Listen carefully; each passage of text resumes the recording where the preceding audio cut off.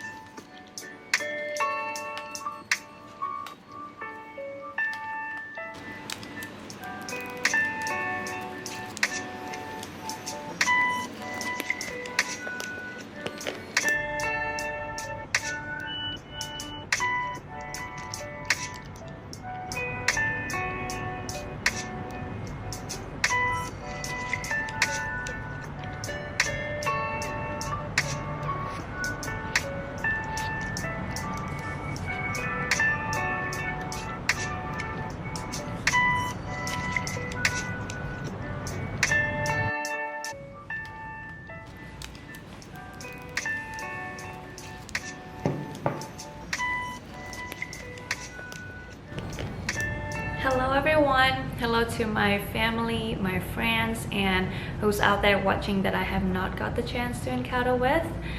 I am recording myself in front of the camera to break a not so important news. Spoiler alert, it's not going to change your life.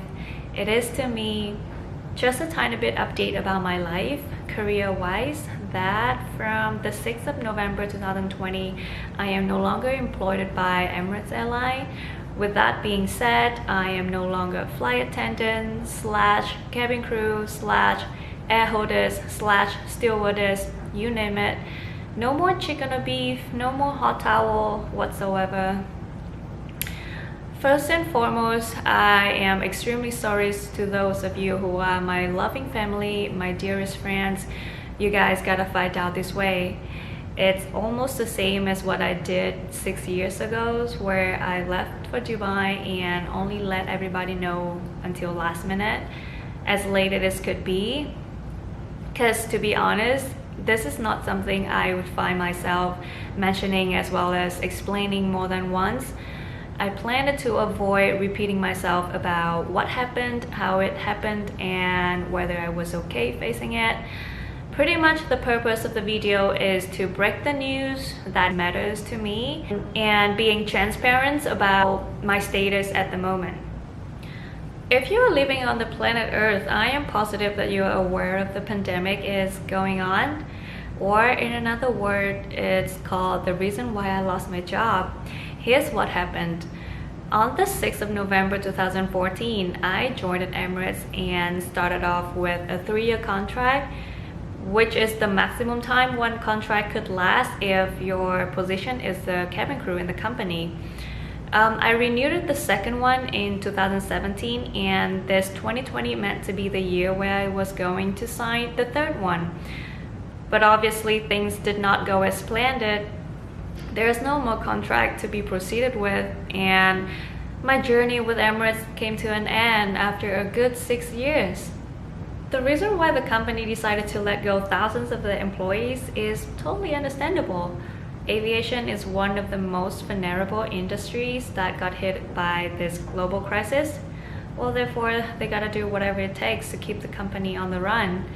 I have no hard feeling toward this aftermath, apart from receiving my letting go letter one day before my birthday. It's just not cool. Well, guess what? I wasn't really sad or experiencing any sort of depressions because of the job. It's even surprised to me how calm and relieved I was. Of course, I wouldn't say I was totally fine or happy whatsoever, but compared to what you could imagine if a person just lost his job, I'm way better off. I was more concerned about all the hassle that I would potentially go through to get all the legal paperwork done, along with all the procedure that Emirates has the reputation of not so good at managing.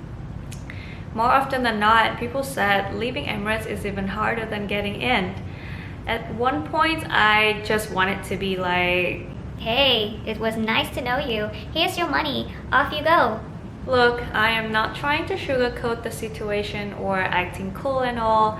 Instead, I will be 100% honest about what I have been through throughout the years and how my feelings, points of view has developed along the way. As you might already know and see, I did have great time living my life to the fullest as a cabin crew, having the privileges of traveling, vacations, parties, never had to bring works home, so on and so forth.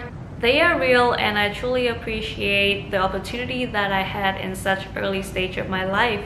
However, the enjoying phase started to fade gradually when I was stepping on the 3rd or the 4th year of flying. I no longer had the excitement or the fulfillment as I did before. So why did I stay for another 2 years though, and eventually I didn't even leave on my own term? The answer is because I wasn't ready to get out of my comfort zone. This job makes you feel so comfortable and weak at the same time. The benefit was fair and you almost gained no skills at the end, which leads you to a scenario where you always have cold feet thinking of leaving it. Well, in my case, the traveling benefit was so good that I couldn't imagine giving it up. I had a target of visiting 100 countries before I'm turning 30, which made it even harder. And I would definitely miss the fact that I could see my friends from all over the world. This month in Houston, the other one in Sydney, London, Paris, Japan, you name it. Or just simply going home to Vietnam every month. But at the back of my head, I always know that I want something different. My life purpose is different. Even the way I traveled, I want it to be different. Imagine myself 5 or 10 years from now, I would be the same way I was yesterday. Just the thought of it freaks me out. Again, I am not trying to speak for anybody. It's just my perspective, where it could be not accurate to a lot of people. I know many of my colleagues, well, ex-colleagues to be exact, love the job and they stay there for the longest time. It's just different from one person to another, and this is just my 2 cents to give you a bigger picture from the inside. This whole thing happened in just the right time, not 3 years earlier, not 10 years after. 6 years is just right. It gives me enough time to explore everything I need about the job, from enjoying it till seeing the in-depth problems and started developing plans for a life after. That gives me just enough time to tick off all the destinations that I could possibly do with work.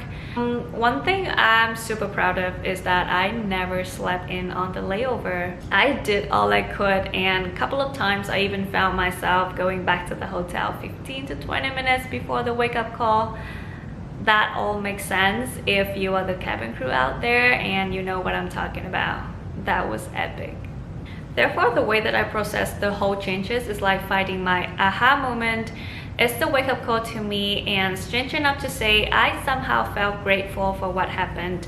I kid you not, if the reality didn't kick me in the ass, I would continue living in that bubble for God knows how long, and chances are I would never chase after my real dreams and goals. Because I'm gonna be honest here, I am the type of person that easily get into the unmotivated mode. Every time that I get full on and full power is when shit hit the fan. I choose to look at the bright side in difficult times. I know it's easier said than done, but bad things happen every now and then, and 90% of the time it's uncontrollable. The only power that you are entitled of doing is choosing what attitudes that you are going to carry with you to deal with the problem. So this situation right now is one of those. I have no choice but disregarding all the difficulties, working on my gratitudes, and one more time getting up on my own feet. I am not being able to tell what's going to happen next, but I can promise that it will be a much more rewarding path of my life, at least to me. So yes, I'm still doing fine. I landed on some offers, but I also turned some of them down, which until now I still don't know if it's a smart thing to do. But anyways, I am more excited than ever to get out of the bubble and land on the ground, even though it's painful. At last, thank you for staying until the end of my speech. That means a lot to me. Thank you to my families and friends. I know you cared. I am sorry. We will talk later. Thank you. Tạm biệt.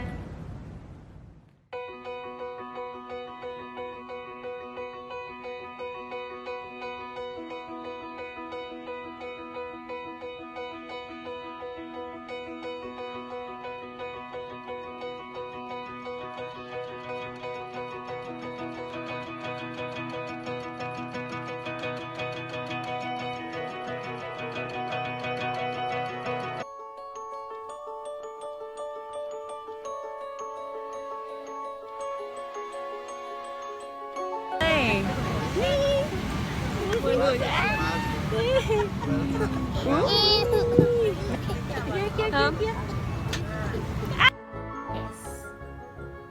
Do they ask anything else? Wait, so scared. Wait, okay. Done, that's it? Done.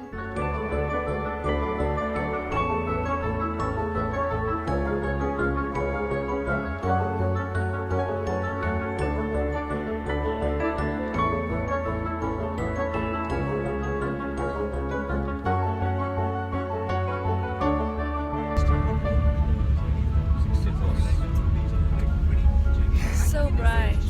Look, so bright.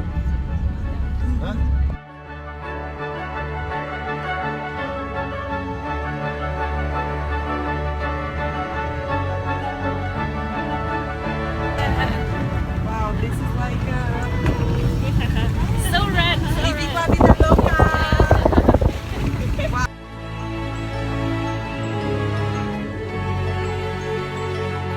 One, two, three.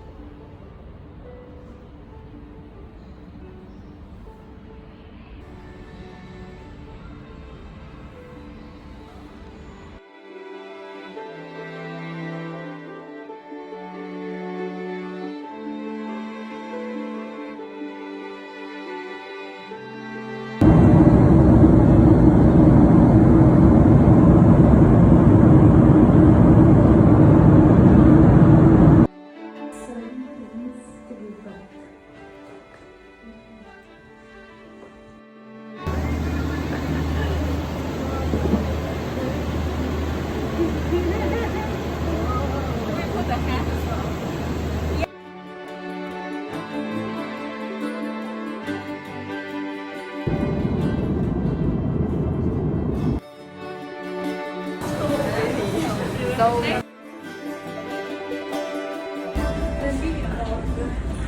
The photos in this one. Well, it's very critical. Why?